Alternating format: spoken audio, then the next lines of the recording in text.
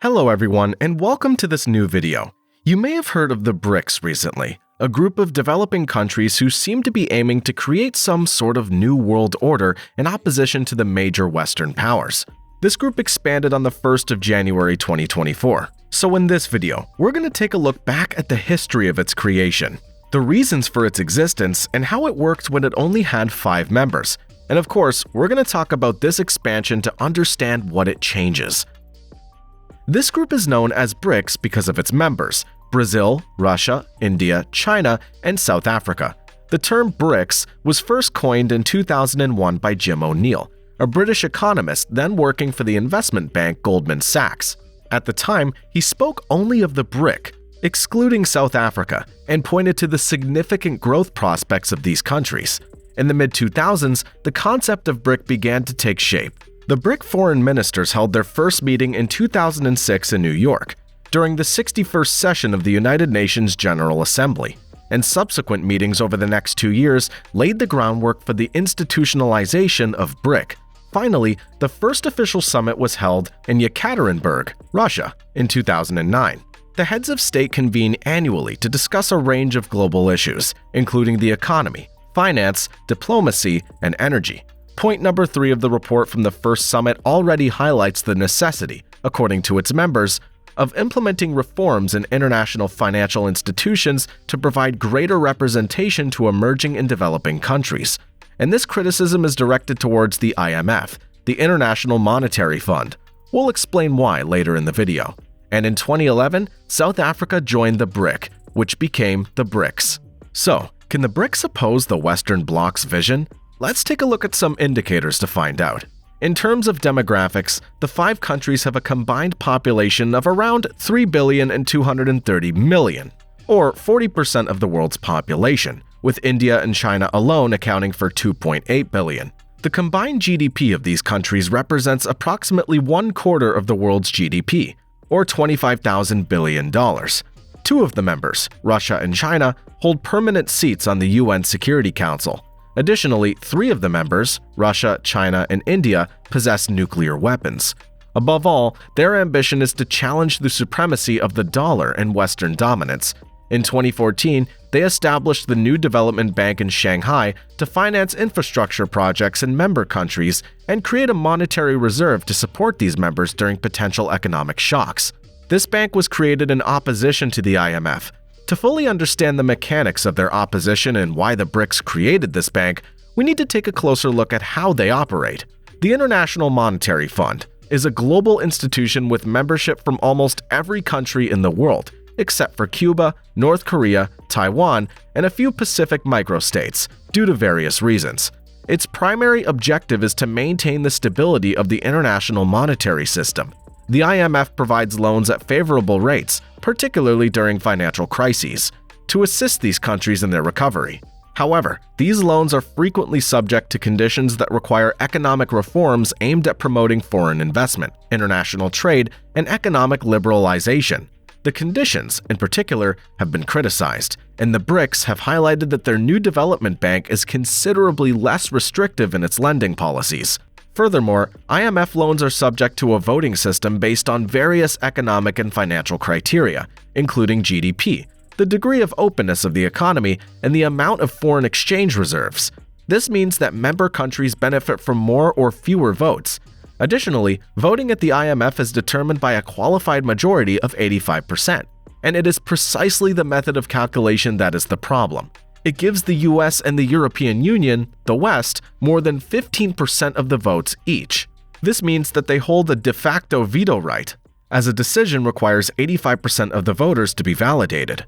On the other hand, the 5 members of the BRICS do not reach this 15% threshold. Together, they fall just below it. In the BRICS New Development Bank, each member state's voting power is based on its share in the bank's capital, which is currently equal for all 5 members. Voting requires a qualified majority of 2/3 of votes, which is less than 85%, making it more difficult for a state to veto. Then there's the issue of the dollar. The BRICS appear to want to reduce the dollar's dominance in the global financial market. Currently, the dollar accounts for just under 60% of the world's foreign exchange reserves. This means that central banks of countries hold dollars, which they use to manage economic shocks, pay for imports, or adjust the value of their own currency. The dollar can be used for all of these purposes because they all involve transactions on the international market, where everyone accepts dollars. A small country with a small economy and a currency that nobody uses but itself will not be able to pay for its imports with its own currency. Therefore, it builds up reserves, notably in dollars, to pay for its imports, since these dollars will be accepted by the selling country. So why is the dollar a problem for the BRICS? The dollar gives the USA an additional geopolitical weapon, as they can impose economic sanctions due to its supremacy. Many countries' foreign exchange reserves are stored in institutions and banks under U.S. jurisdiction, giving the U.S. government the power to force these institutions to freeze the assets and foreign exchange reserves of targeted countries. As a result, the country in question is left with a portion of its foreign exchange reserves that are unusable. This is the case for Iran and Russia, for example, but it can go even further. If the United States wants to sanction a country, it can force a foreign bank, even in another currency, to apply the sanctions as well. This would result in the bank stopping its operations with the targeted country. Failure to comply would lead to the bank being excluded from the dollar system and penalized on all its exchanges done in dollars with a whole host of other partners. Within the BRICS, Russia, which has been heavily sanctioned by the United States since the annexation of Crimea in 2014, and even more so since the invasion of Ukraine in 2022, is attempting to rebalance its foreign exchange reserve portfolio. This involves selling dollars and favoring other currencies. For instance, it conducts part of its trade with China in euros or yuan, and with India in rubles or rupees. As this example shows, the imposition of sanctions can lead countries to seek alternative currencies. Therefore, the United States should use sanctions judiciously, as they may undermine the dominance of the dollar. Although it should be noted that the dollar's position is currently secure. While the de-dollarization of the global economy has been discussed, it's not an immediate or near-term threat. So we have a group of emerging or even emerged countries that are determined to oppose the Western-dominated world order. However, is this group homogeneous and united? What challenges does it face? The most noticeable aspect is the economic disparity among the members, with China being a giant compared to the rest of the group. Its GDP is 2.5 times larger than the combined GDP of the other members. In fact, there are 3 main types of economy in the BRICS. China alone represents one of them, an industrial giant that exports value-added goods and benefits from a demographic mass that not only produces these goods, but also consumes part of them, since it has a huge domestic market. Russia, Brazil, and South Africa are primarized economies. These countries have developed a number of industrial sectors, such as agri-food, weapons, civil nuclear power, and cars, for example. But they mainly export raw materials and import consumer goods, notably from China. Lastly, India has a predominantly rural economy, with a relatively unindustrialized agri-food sector. Although it does have some industrial sectors, they're insufficient to provide employment for its vast population, which is slightly larger than China's. Additionally, India is plagued by significant inequalities within its population. These 3 types of economies interact with each other, and we can observe that China is the primary export customer for Brazil, Russia, and South Africa. In 2019, China will account for 30% of Brazil's exports, 17% of South Africa's, and 14% of Russia's. Brazil mainly exports soybeans, crude oil, and metals. Russia exports oil, while South Africa exports gold, diamonds, iron, and manganese. But on the contrary, from China's point of view, its BRICS partners are not among the top countries to which it exports its products.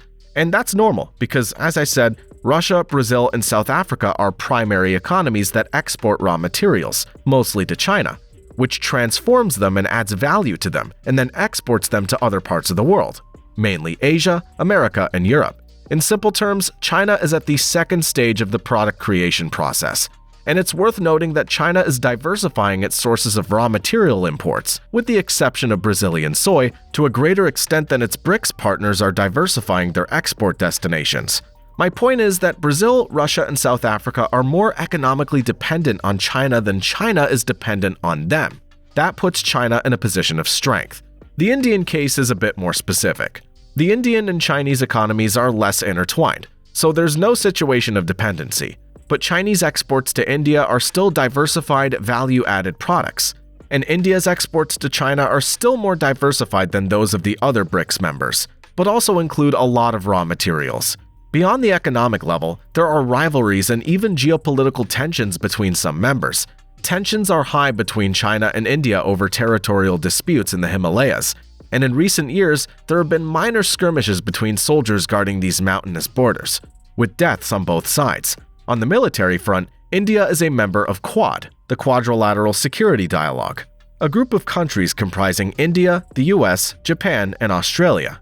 The group's most notable action is the organization of joint military exercises, the clear aim of which is to position itself in opposition to China's growing military power in the Indo-Pacific.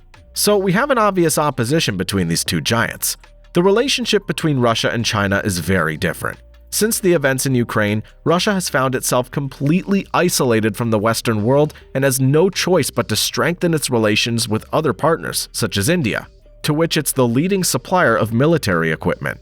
And, of course, China. The problem for Russia is not to become too dependent on its southern neighbor. China, for its part, could have done without the Ukrainian conflict, as it thrives on stability, but it also allows it to increase its influence over Russia. China is also investing heavily in Central Asia as part of its Belt and Road Initiative project to boost its trade routes, even though these countries have historically been under Russian influence. There's also diversity in the nature of the political regimes. Brazil, India, and South Africa are democracies, of course, with their own dysfunctions and authoritarian tendencies, particularly in India, but there's no comparison with the highly authoritarian regimes of Russia and China. So, do all these differences affect the BRICS' ability to work together? The answer is obviously nuanced. The BRICS group is a tool for these countries to achieve different goals, and competing with the world order established by the West is a common way of achieving these different goals. China's goal is to become the world's leading power by 2049. Through the BRICS, China aims to increase its influence by providing alternative financing methods to the Western model. Given the ongoing conflict in Ukraine, Russia must increase its partnerships beyond the West. Joining the BRICS is a means of demonstrating opposition and dispelling any notion of isolation. In fact, playing the polarization card is currently the only viable option, at least while Putin or a similarly minded successor is in charge. India, Brazil, and South Africa are interesting cases, since they can't stand up as challengers to the Western world, and anyway, it's not in their interest to do so. They rather seek a more balanced global order in which their voices are listened to as much as anyone else's. This is what the policy of the non-aligned is all about. They want to play all the cards. They reject Western domination but are not interested in Chinese domination either. These countries may therefore clash on regional issues, but within the BRICS, these tensions are outweighed by the common goal of competing with the world order currently established by the West, all with very distinct agendas. Well, you may have heard about it. On January 1st, 2024, the BRICS expanded to become BRICS Plus. 5 countries joined the group: Iran, Egypt, Ethiopia, Saudi Arabia, and the United Arab Emirates. Argentina should also have been a part of this expansion, but the new ultra-liberal president, Javier Milei, has finally given up. So what can we say? China desired this enlargement more than Brazil or South Africa. As regional middle powers, these two states will face competition from the new entrants within the group. Argentina should have challenged Brazil, and above all, Egypt and Ethiopia, which are major African states, and should have also challenged South Africa. Secondly, with the arrival of Iran, Saudi Arabia, and the United Arab Emirates, this expansion is an oil and gas expansion. These countries mainly export hydrocarbons, which China needs to drive its economy. Additionally, India and China purchase some of these Middle Eastern hydrocarbons in rupees or yuan, aligning with their opposition to the US dollar. Finally, this expansion illustrates the group's appeal and confirms that the trend towards rebalancing the world order is still ongoing. However, it should be noted that some countries maintain strong ties with Western nations. Saudi Arabia, for instance, has been a partner of the United States since the end of World War II. Additionally, the Emirates and Egypt have close relationships with France. On the other hand, Iran is a country that the West does not speak to. And although there have been periods of warming in recent years between Saudi Arabia and Iran, these two nations remain major opponents in the Middle East.